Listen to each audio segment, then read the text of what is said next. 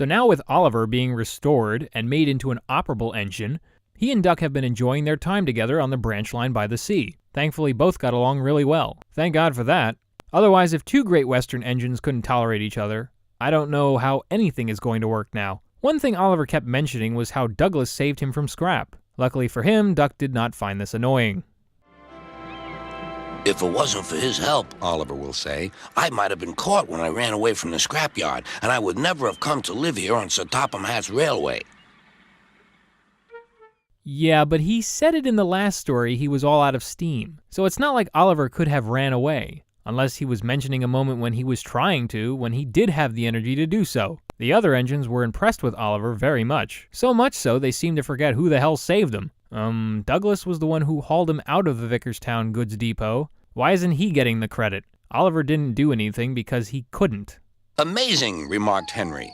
Oliver, said James, has resource. And sagacity, put in Gordon. What does that mean, whispered Percy. I think, replied Thomas, it's about being clever and wise.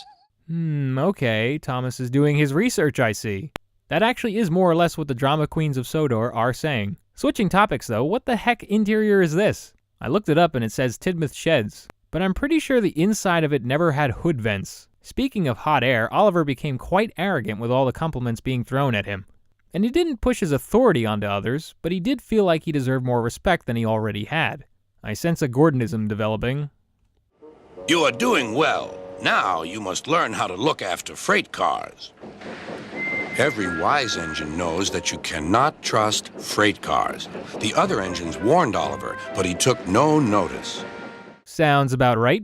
As we have seen many times in older narratives, an engine who acts smug learns very quickly they are not the hot stuff they think they are. I'm just wondering as to why Oliver hasn't learned all the goofy stories that have happened to all the engines on Sodor. After all, gossip goes around real fast on this island. He should have known better of what and what not to do. I still can't get over that voice Carlin is giving Oliver, too. It's like a mix between a New York stereotype and Popeye. Gordon knows better. He says I'm sagacious. You may be good gracious or whatever you call it, but cars can be troublesome. And say no more, Duck, interrupted Donald. It's a pity, but the wee engine'll just have to learn for himself. Looks like Donald's got some foresight there. In the shunting yards, Oliver began pushing and pulling the trucks into place. He would move the empties under the coal hoppers, and then take the full ones over to another siding.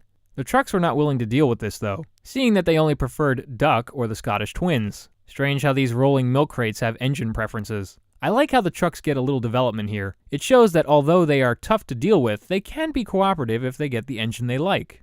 Look sharp, puffed Oliver. That's not the way to speak, hissed the cars. We'll get even. Oliver heard nothing. The cars moved smoothly at first, then suddenly Oliver felt them push forward.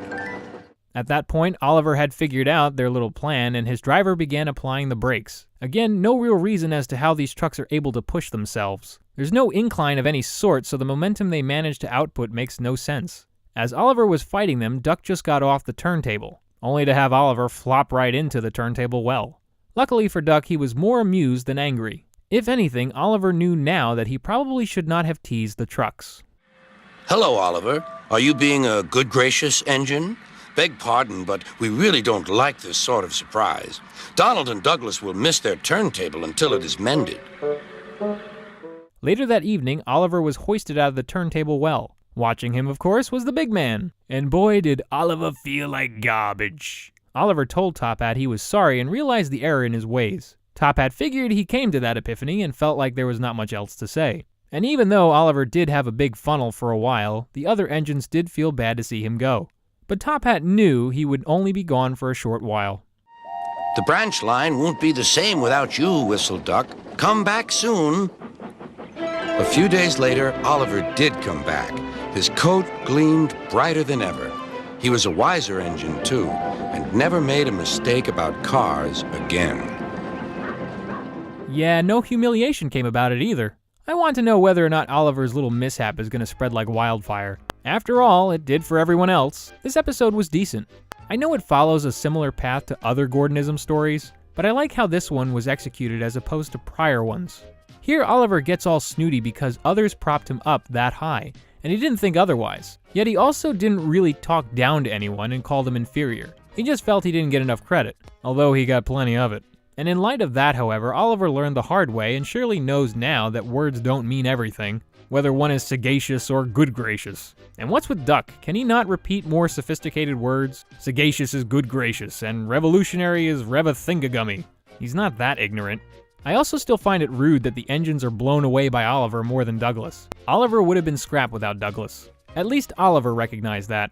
This episode has a bunch to offer when it came to set pieces. The shunting yards is a big staple, because this is the place Oliver has his accident. There's also Knapford Harbor, the three-tier bridge, Tidmouth Tunnel, the three-way road, Duck's branch line, Tidmouth Station, and the pretty waterfall. The only new place to be shown was supposedly the interior of Tidmouth Sheds, which I find hard to believe, but hey, it's a new place. Very open, I must say. For music, only 2 themes were heard here. Much of the time throughout, Oliver's title cue is played, and it suits the character well. It sounds robust and positive, like Oliver.